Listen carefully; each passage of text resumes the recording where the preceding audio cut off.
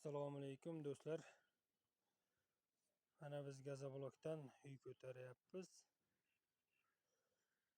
Mana shu joyga kiyamiz, derazani ustiga kiyamiz.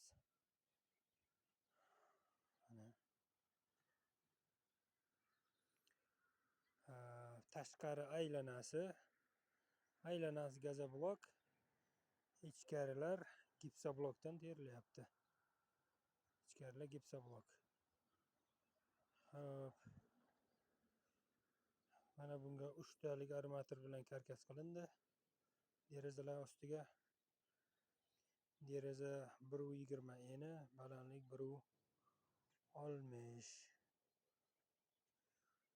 Mana eshikning ustiga 2 armatur qo'yilyapti. Latokda qo'yilyapti, mana ki latok.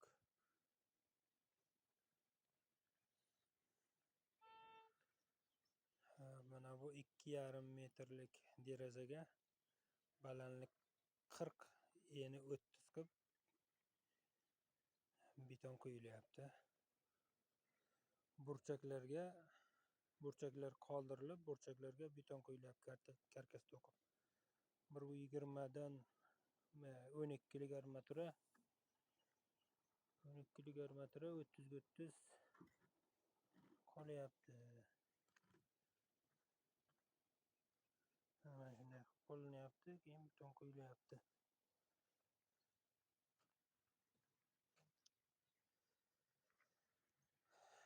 Mana shunaqa qilyapti.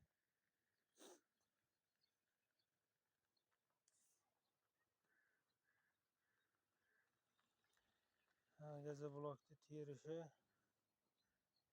hamma har xil terishi mumkin. Gazoblok terish har bir qator terilganda ustini qiyshiqliklarini shkurka qilib, tekislab, supurib, keyin teriladi har bir qatorda. Agar har bir qatorda shunday qilinmasa,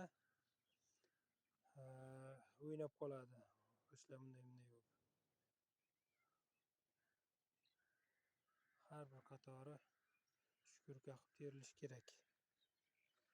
Bir qator terilgandan keyin mana shunday bo'lib, bittasi do'ng, bittasi past bo'lib qoladi.